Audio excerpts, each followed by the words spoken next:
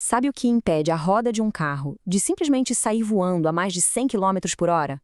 A resposta está escondida num metal.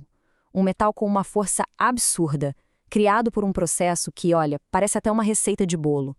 E hoje a gente vai descobrir como um ajustezinho de nada nessa receita pode fazer uma diferença gigantesca na segurança e no desempenho de tudo isso. Pensa só nessa peça, o cubo de roda. É ele que aguenta todo o tranco, o peso, a força do carro. Uma falha aqui, nem pensar. Por isso que ele é feito de um material muito especial, o ferro fundido nodular. E o segredo está todo no nome, nodular. A força dele vem de umas esferas minúsculas, os nódulos, que ficam lá dentro da estrutura dele. A perfeição dessas bolinhas é literalmente o que garante a nossa segurança na estrada.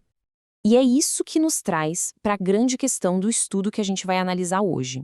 Se esse material já é tão bom, como é que dá para deixar ele ainda melhor? Como a gente pode mexer nessa receita em um nível microscópico para conseguir o máximo de força e de confiança? Para a gente chegar nessa resposta, primeiro a gente tem que entender qual é o desafio. O segredo todo está num passo, um momento super crítico da produção que define basicamente tudo sobre o metal. Vamos ver qual é? Esse passo se chama inoculação. Pensa assim, é como se a gente adicionasse um tipo de fermento no metal líquido segundos antes de despejar ele no molde. Esse fermento, que a gente chama de inoculante, tem uma missão bem específica: controlar o formato da grafita. No ferro comum, a grafita parece umas lâminas, que são pontos fracos, sabe? A inoculação força a grafita a virar umas esferas perfeitas, os tais nódulos. E essas esferas acabam com os pontos fracos e dão para o metal aquela força e flexibilidade que são incríveis.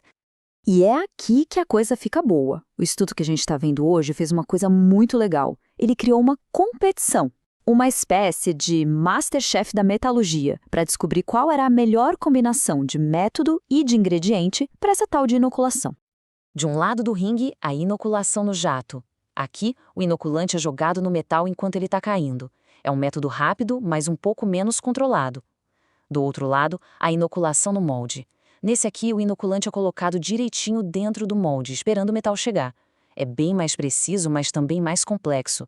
São duas filosofias diferentes. Qual será que leva melhor? E para essa disputa, claro, temos os ingredientes.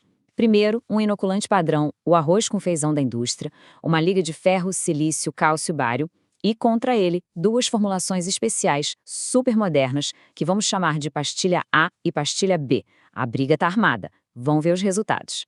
O primeiro teste é um mergulho no mundo microscópico do metal. É aqui que a mágica da inoculação acontece de verdade. E a gente consegue ver qual receita está se saindo melhor lá no nível mais fundamental.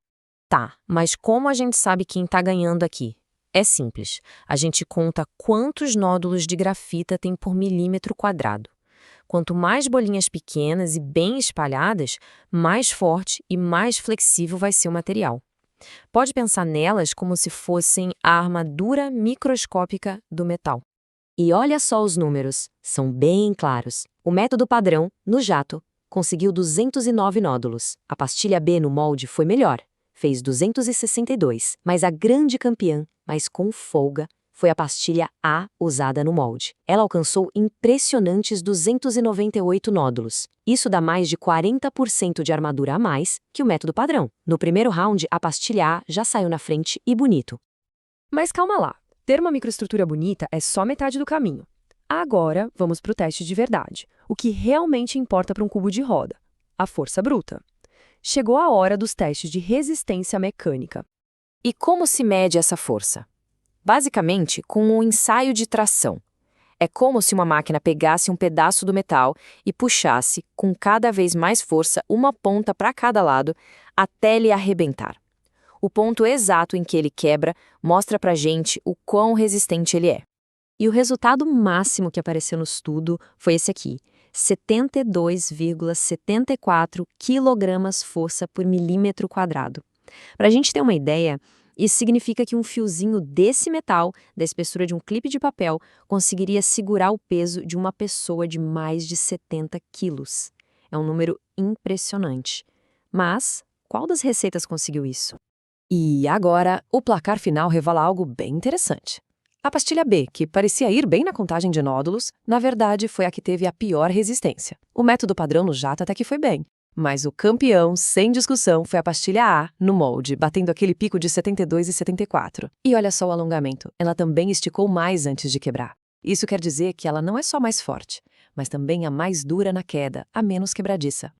Ok, depois de olhar por dentro do metal e de testar a força bruta, o resultado dessa competição ficou bem claro. Não tem nem o que discutir. E a combinação vencedora, aquela que produz o material mais forte e mais confiável, é a pastilha A junto com o método de inoculação no molde. Os dados não mentem. Essa receita específica é simplesmente superior em todos os quesitos que importam. Então, resumindo, por que essa combinação ganhou? Primeiro, porque ela criou a melhor estrutura interna, com muito mais nódulos. Segundo, porque isso se traduziu diretamente na maior força e na maior flexibilidade. E terceiro, um ponto que para a indústria é fundamental, a estabilidade. Isso significa que toda peça feita com esse método sai com a mesma qualidade altíssima, sem variação, sem surpresa. Um detalhezinho na receita que levou a um produto final muito mais confiável. E a gente fecha com essa citação de Aldous Huxley, que aliás abriu o estudo e resume tudo perfeitamente. Não adianta só saber que existem vários inoculantes. O verdadeiro pulo do gato está em testar, medir e aplicar esse conhecimento para criar algo que seja comprovadamente melhor e mais seguro. Isso faz a gente pensar que outros materiais ou processos do nosso dia a dia poderiam ser aperfeiçoados com essa mesma busca rigorosa pela receita perfeita. Fica aí a reflexão. Obrigado pela companhia e até a próxima.